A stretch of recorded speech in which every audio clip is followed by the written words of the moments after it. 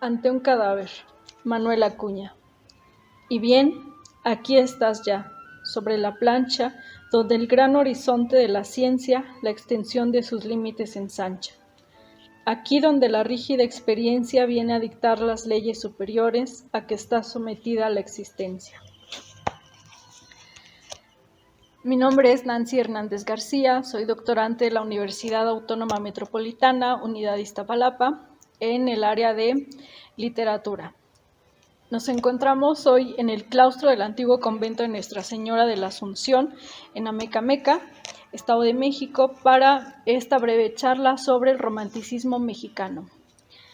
Bueno, el romanticismo mexicano evidentemente es una continuación del romanticismo europeo. Llega a México por influencia francesa, sobre todo de Chateaubriand, influencia inglesa también con la poesía de Lord Byron y, por supuesto, influencia española, donde la voz que más repercutió aquí fue la del poeta Espronceda.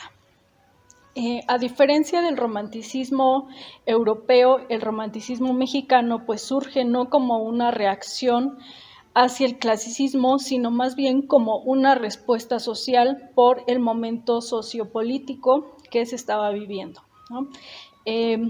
Para entender un poco más, pues vamos a tocar algunos antecedentes históricos, porque como les decía, pues no solamente fue un movimiento que repercutió en las artes, sino también en el panorama histórico, ¿no? Político, social, económico, por supuesto. El periodo que abarca pues es muy extenso y realmente los investigadores no se ponen de acuerdo sobre exactamente cuál es el periodo preciso que abarca el romanticismo mexicano. Se toma desde 1810 en consideración hasta algunas veces avanzado ya el siglo XIX, que sería el año de 1867.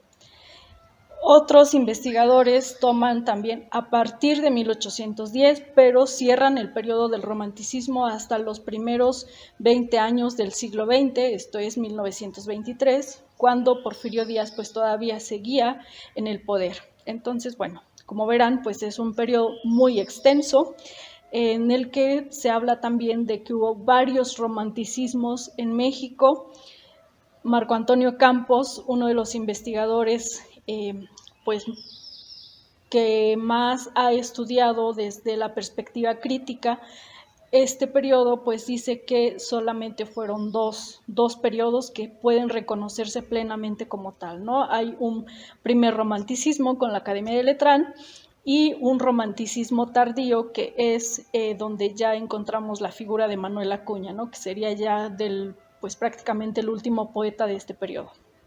Bien, continuamos. En los antecedentes históricos, como les decía, pues México todavía no era un país como tal, ¿no? Todavía era una nación que estaba luchando contra, bueno, no contra, sino una nación que luchaba por tener su propia identidad, por ser un país libre y soberano, por ser una nación independiente, ¿no? Que ya no tuviera totalmente nada que ver con España y por eso se caracteriza el romanticismo mexicano por ser un movimiento político y literario, no solo literario como fue el europeo, ¿no? El siglo XIX, bueno, fue el siglo donde el país todavía se estaba construyendo. De hecho, bueno, también dicen que el himno nacional pues es muy violento o muy bélico, pero esto responde a que el momento en el que se escribieron los versos del himno nacional pues era un momento muy agitado política y socialmente. Entonces, bueno, pues la relación es esa. De 1810 a 1867, les decía, es más o menos el periodo que se considera romanticismo. Y bueno, durante este periodo pues hubo la Guerra de Independencia, ¿no?, que fue un periodo que duró 10 años, de 1810 y se consuma en 1821. Entonces, bueno, pues México todavía no era México como tal, ¿no?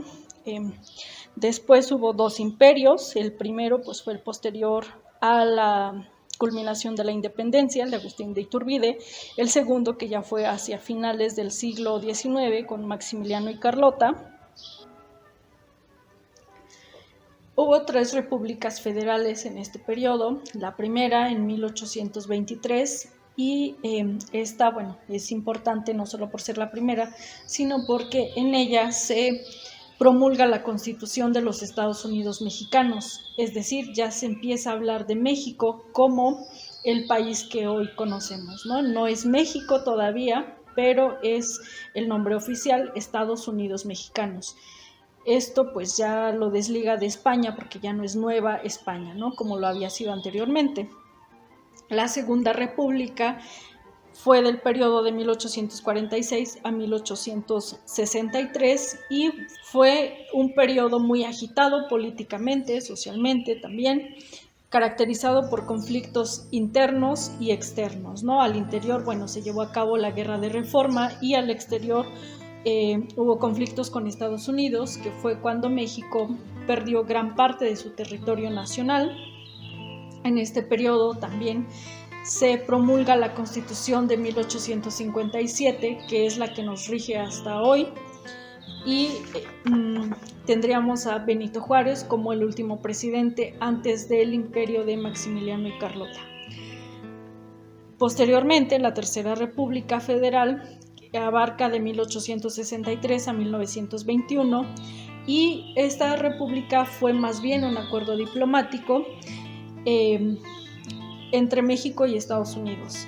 Este acuerdo se conoce como Tratado de La Habana por haber sido firmado en esa ciudad y bueno, se dio tras el triunfo de la intervención estadounidense en México. México le cede a Estados Unidos California, Nuevo México y Texas, ¿no? O sea, vuelve a perder más territorio. Con todos estos antecedentes históricos, pues los románticos buscan desligarse completamente de la tutela española y ser un país independiente en todos los sentidos, ¿no? Sobre todo en lo referente a la libertad de ideas. El romanticismo mexicano tiene las mismas características del romanticismo europeo, salvo que se le agrega la del nacionalismo y esta necesidad de libertad de expresión, sobre todo, que es lo que ellos por lo que van a luchar, y esta libertad de expresión pues se refleja también en la libertad de imprenta. Aquí es necesario mencionar a José Joaquín Fernández de Lizardi, que es un precursor de estas ideas, ¿no?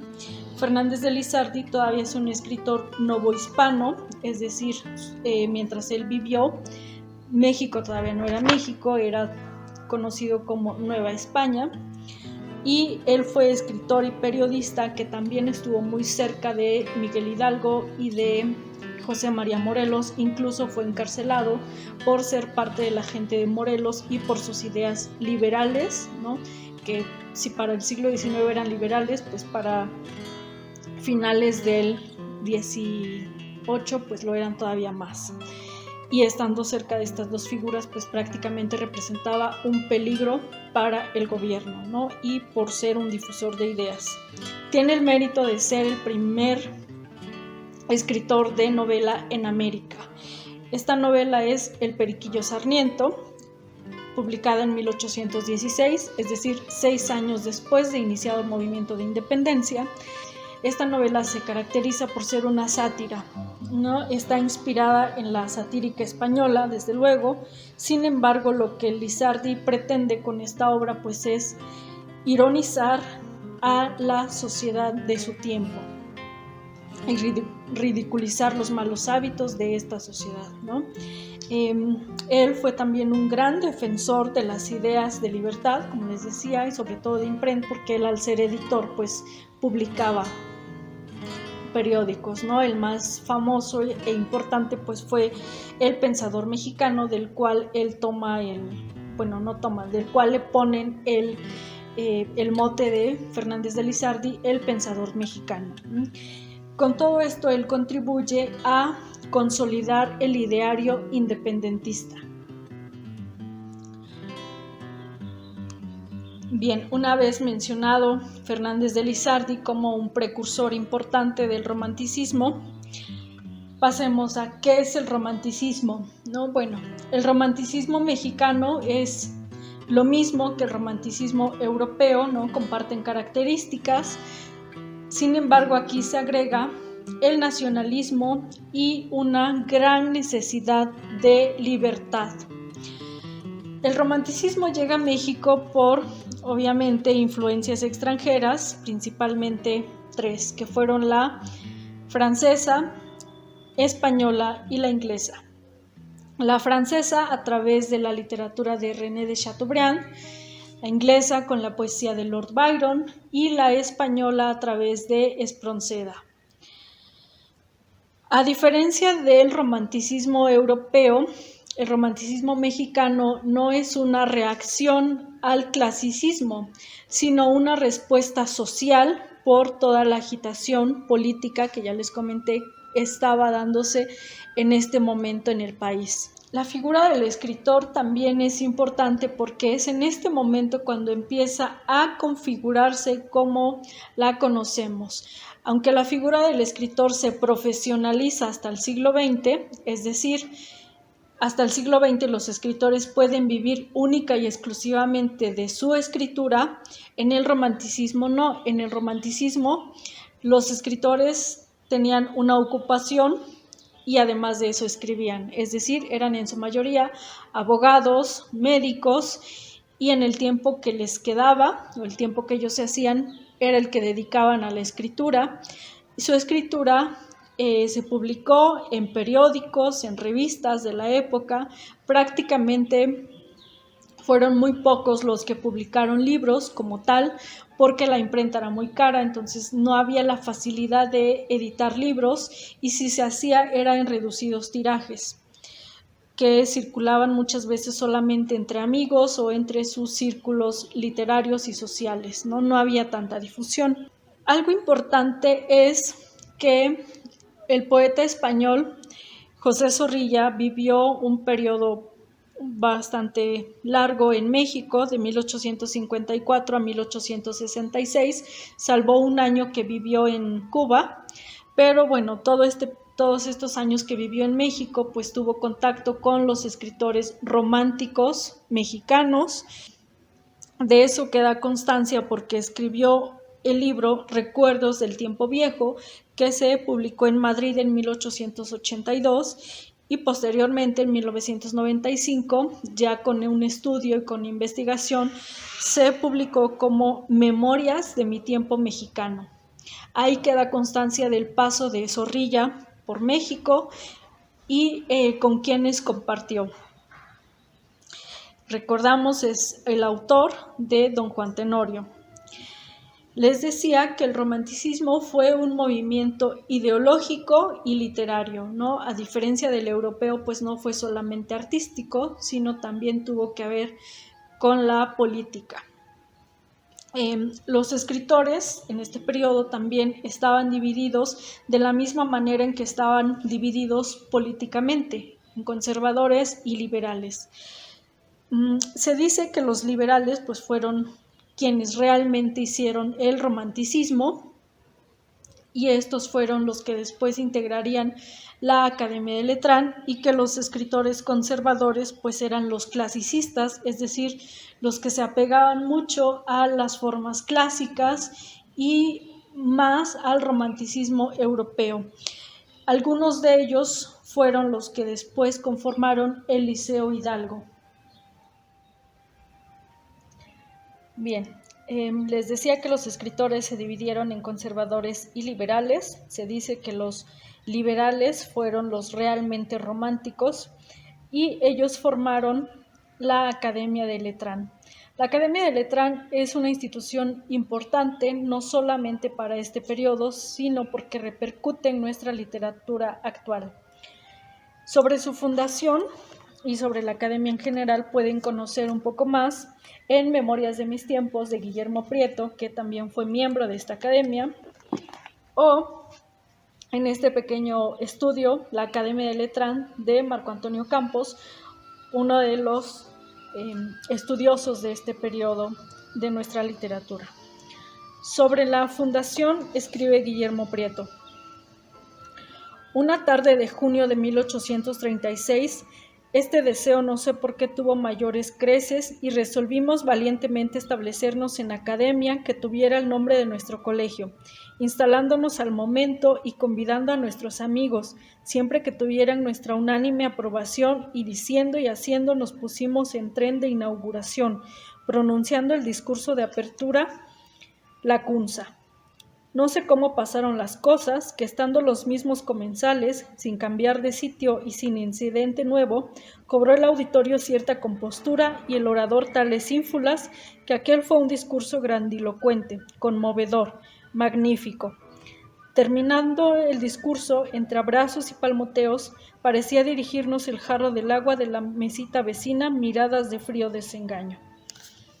Bueno, esto es la descripción de cómo fue esa fundación de la Academia de Letrán, ¿no? Que por su nombre, bueno, uno pensaría pues que se fundó en una institución como tal, sin embargo, pues no fue así, era en el cuarto de estudiante de la CUNS. En estos años de auge, algunos de los miembros, además de Guillermo Prieto, que fue el más popular, fueron Ignacio Rodríguez Galván, ¿no? Conocido también porque su tío era librero, Miguel Galván, y es también el famoso autor de los calendarios de Galván. José Joaquín Pesado, Manuel Carpio, Fernando Calderón son otros de los poetas importantes de este periodo, y a la Academia de Letrán se le conoce como el primer romanticismo mexicano, ¿no? Se habla de que hay un segundo romanticismo o incluso romanticismo tardío, ¿no? Por las fechas, que ya es hacia finales del siglo XIX, y es en este periodo donde surge el Liceo Hidalgo. El Liceo Hidalgo, como les dije anteriormente, tuvo entre sus filas a escritores que eran más bien conservadores, ¿no? Que no estaban totalmente de acuerdo con las ideas liberales que sí tenían prácticamente todos los integrantes de la Academia de Letrán.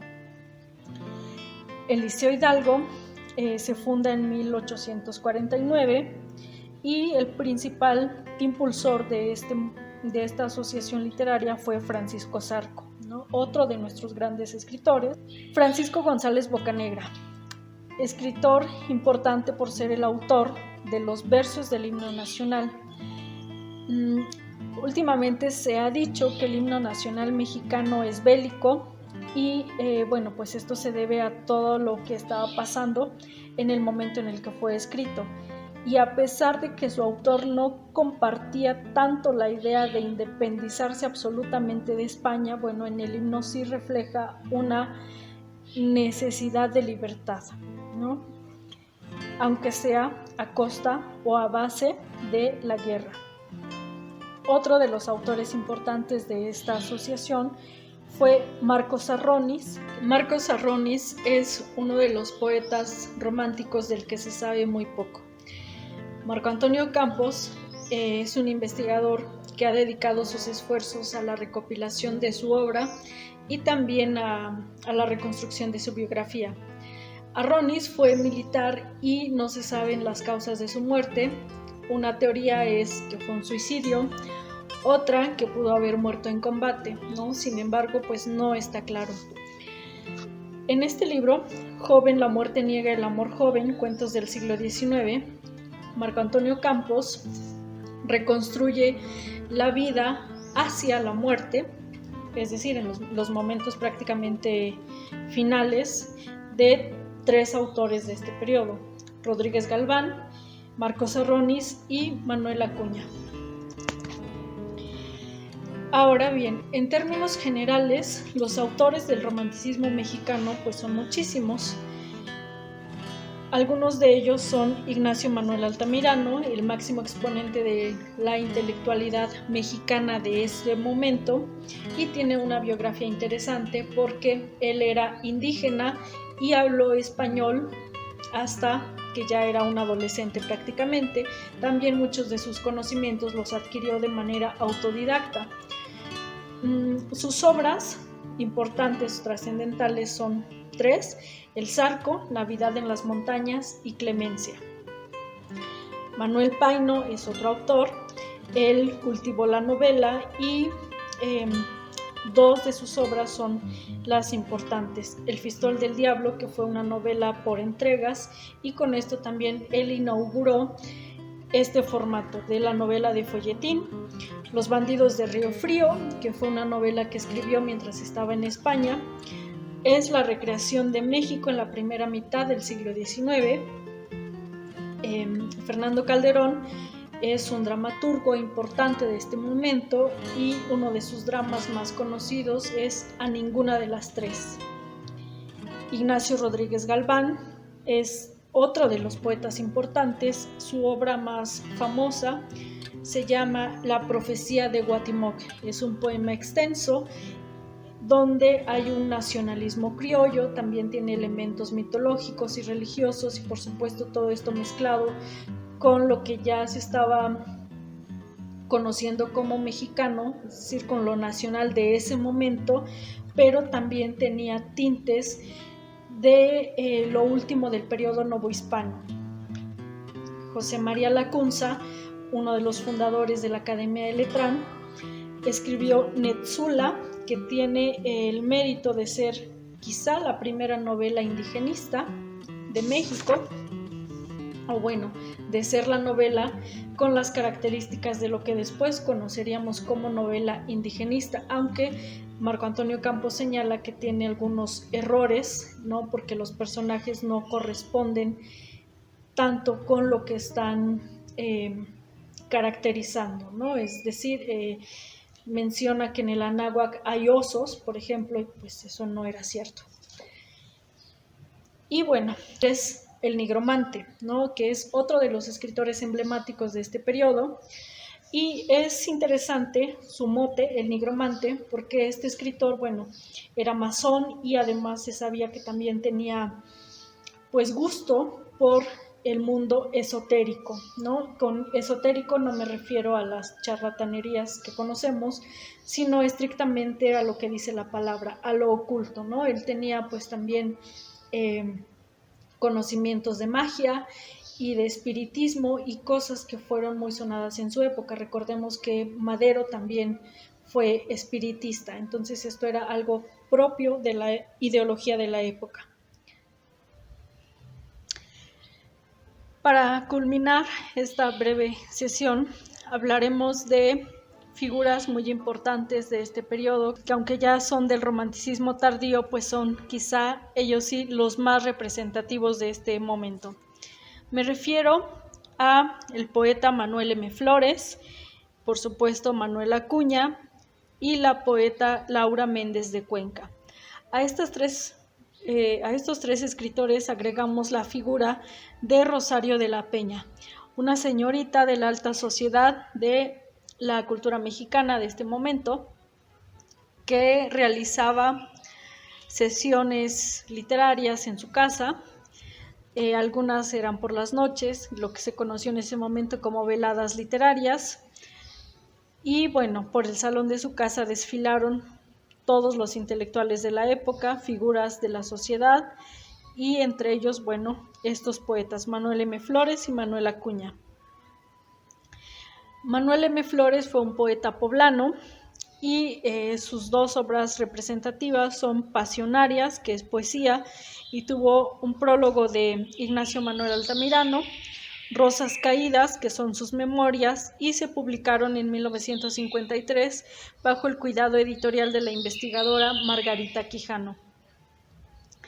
Manuel Acuña fue un poeta con una vida muy corta, vivió 24 años, él mismo puso término a su vida. Las causas de su suicidio, bueno, se ha dicho que fue el desamor de Rosario de la Peña, pero Marco Antonio Campos, que es investigador de este periodo, pues se inclina más a pensar que se trató de una cuestión tanto de personalidad y carácter como a las condiciones de extrema pobreza en las que vivía, que lo orilló a finalmente tomar la decisión de suicidarse bebiendo cianuro. Esta teoría de Marco Antonio Campos se refuerza con una crónica de Juan de Dios Peza, otro poeta romántico que fue muy amigo de Manuel Acuña y con quien pasó prácticamente todo el último día de su vida. A Juan de Dios Peza le dictó el último poema y también, bueno, le había hablado de que haría un viaje, ¿no? Y este viaje pues fue hacia la muerte. Manuel Acuña fue esencialmente poeta, ¿no? Y su obra, por supuesto que no la vio publicada en libro, no la publicó en libro. Esto se hizo posterior a su muerte, se recopilaron todos los poemas que publicó en algunos diarios y periódicos de la época. Dos son sus poemas más importantes: El Nocturno, que por la cuestión editorial y la mercadotecnia pues se conoce como Nocturno a Rosario. Sin embargo, el título del poema es únicamente Nocturno y la dedicatoria es a Rosario. Ante un cadáver es, según Marco Antonio Campos, el poema del romanticismo mexicano, ¿no? En él podemos ver ya todos los elementos del romanticismo de los que ya hablamos hace un momento. Y también escribió un drama titulado El Pasado. Este drama no llegó a verlo puesto en escena, sin embargo fue muy bien recibido por sus conturtelianos. Laura Méndez de Cuenca fue una poeta nacida aquí, en el municipio de Ameca, en la hacienda Tamariz. Laura Méndez vivió de 1853 a 1928, murió por complicaciones de la diabetes y bueno, tuvo una vida productiva, una relación sentimental con Manuel Acuña, con quien procreó un hijo que murió prácticamente recién nacido, unos días después del suicidio del poeta. Se conocieron en 1872, Acuña se suicida al año siguiente. Tienen a este bebé que se llama también Manuel y aquí hay una leyenda también, ¿no?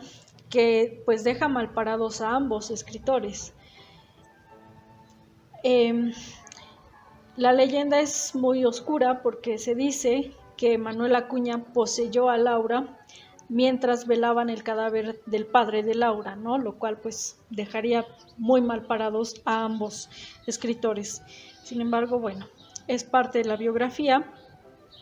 En 1877 se casó con el periodista Agustín Cuenca, de quien toma el apellido, ¿no? Y ya la conocemos como Laura Méndez de Cuenca. Y ella fue muy importante como poeta, participó en una antología que se llamó Poetisas Mexicanas, que fue editada por José María Vigil a petición de la esposa de Porfirio Díaz. Como les había mencionado anteriormente, el romanticismo podría extenderse hacia los primeros 20 años del siglo XX, cuando Díaz todavía estaba en el poder, y el gobierno de Díaz pues sí apoyó e impulsó a los artistas de ese momento.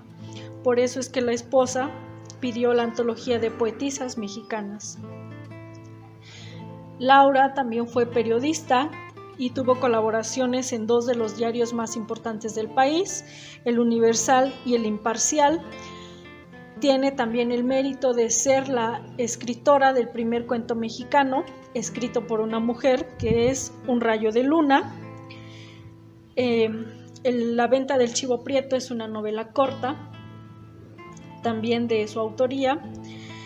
Y bueno, Laura también sería de las precursoras del feminismo. De hecho, ella fundó la Sociedad Protectora de la Mujer, pero también participó activamente en las cuestiones relacionadas a la educación en México.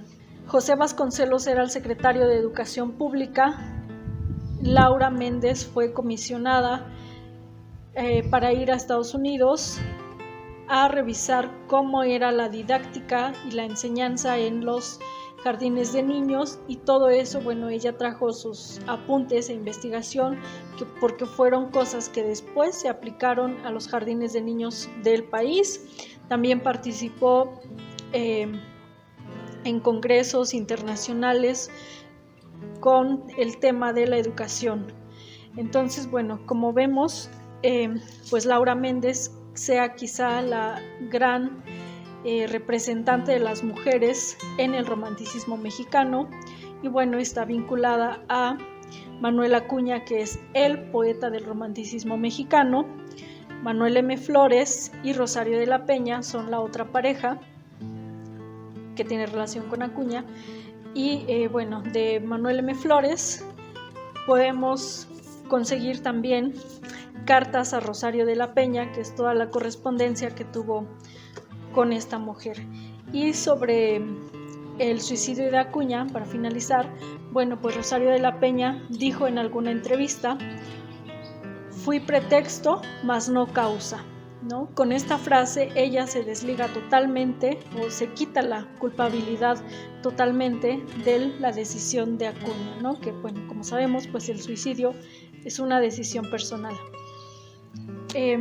Espero que hayan disfrutado de esta panorámica de lo que fue el romanticismo mexicano y la importancia que tuvo y tiene todavía en nuestras letras, ¿no? Sobre todo por la Academia de Letrán, que es nuestra piedra fundacional, porque fueron hombres que construyeron la literatura conscientes de lo que estaban haciendo.